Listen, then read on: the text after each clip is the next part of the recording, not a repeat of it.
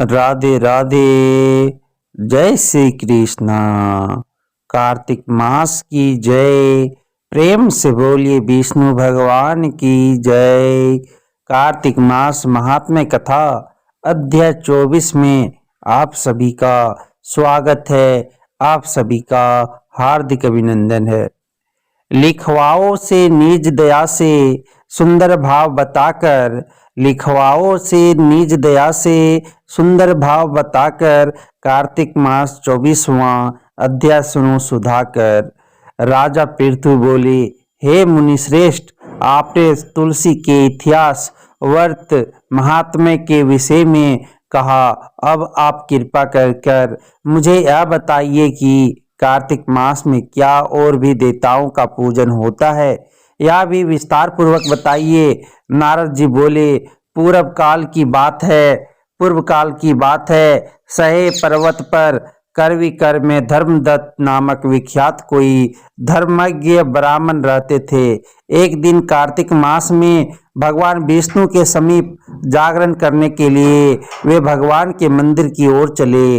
उस समय एक पहर रात बाकी थी। भगवान के पूजन की सामग्री साथ लिए जाते हुए ब्राह्मण ने मार्ग में देखा कि एक भयंकर राक्षसी आ रही है।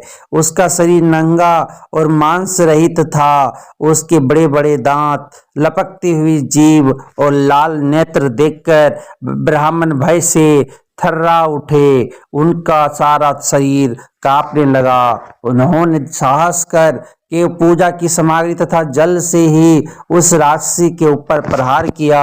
उन्होंने हरि नाम का स्मरण करके तुलसी दल मिश्रित जल से उसको मारा था, इसलिए उसका सारा पातक नष्ट हो गया। अब उसे अपने पूर्व जन्म के कर्मों के परिणाम स्वरूप प्राप्त हुई दुर्दशा का स्मरण हो आया है। उसने ब्राह्मण को दंडवत प्रणाम करके इस प्रकार कहा, ब्राह्मण, मैं पूर्व जन्म के कर्मों के फल से इस दशा को पहुंची हूँ। अब मुझे किस प्रकार उत्तम गति प्राप्त होगी। धर्मदत्त ने उसे इस प्रकार प्रणाम करते हुए देखकर आश्चर्यचकित होते हुए पूछा, किस कर्म के फल से तुम इस दशा को पहुंची हो? कहाँ की रहने वाली हो? तुम्हारा नाम क्या है और आचार व्यवहार कैसा है? ये सारी बातें मुझे बताओ। उस राक्षसी का नाम कलहा था। कलहा बोली, ब्राह्मण, मेरे पूर्व जन्म की बात है। सौराष्ट्र नगर में भिक्षु नामक एक ब्राह्मण रहते थे। मैं उनकी पत्नी थी। मेरा नाम कलहा था और मैं बड़े क्रूर स्वभाव की स्त्री थी। मैंने वचन से भी कभी अपने पति का भला नहीं किया, उन्हें कभी मीठा भोजन नहीं परोसा, सदा अपने स्वामी को धोखा ही देती रही। मुझे कलह विशेष प्रिय था, इसलिए मेरे पति का मन मुझसे सदा उद्विग्न रहा करता था। अंतो गत्वा उन्होंने दूसरी स्त्री से विवाह करने का निश्चय कर लिया। तब मैंने विष खाकर अपने प्राण त्याग दिए। फिर यमराज के दूत आए और मुझे बांध कर पीटते हुए अमलोक में ले गए। वहां यमराज ने मुझे देखकर चित्रगुप्त से पूछा, चित्रगुप्त, देखो तो सही इसने कैसा कर्म किया है। जैसा इसका कर्म हो उसके अनुसार या शुभ या अशुभ प्राप्त करें। चित्रगुप्त ने कहा, इसका किया हुआ कोई भी शुभ कर्म नहीं है। यह स्वयं मिठाइयाँ उड़ाती थी और अपने स्वामी को उसमें से कुछ भी नहीं देती थी। इसने सदा अपने स्वामी से द्वेष किया है, इसलिए यह चमगादुरी होकर रहे तथा सदा कलह में ही इसकी प्रवृत्ति रही है। इसलिए यह विष्टा भोजी इस सुखरी की योनि में रहे। जिस बर्तन में भोजन बनाया है उसी में यह सदा अकेली खाया करती थी। अतः उसके दोष से यह अपनी ही संतान का भान करने वाली बिल्ली हो। इसने अपने पति को निमित्त बनाकर आत्मघात किया है, इसलिए यह अत्यंत निंदनीय स्त्री प्रेत के शरीर में भी कुछ काल तक अकेली ही रहे।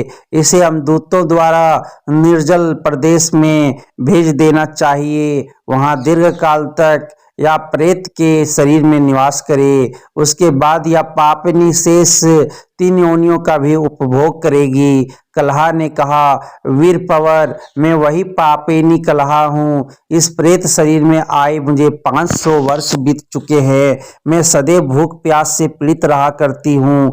एक बनिए के शरीर में प्रवेश करके मैं इस दक्षिण दिशा में कृष्णा और वेणी के संगम तक आई हूँ।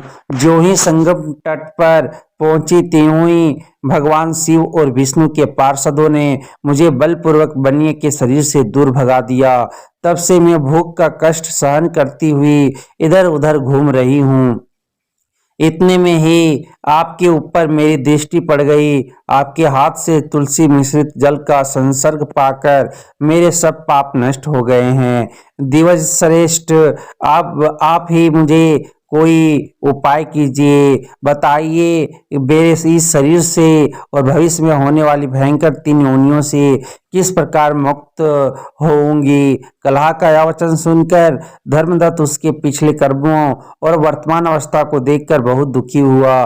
फिर उसने बहुत सोचकर करने के बाद कहा, धर्मदत्त जी के कथन की कथा का वर्णन 25वें अध्याय में किया गया है। इति श्री कार्तिक मास महात्म्य कथा अध्याय 24 समाप्तम।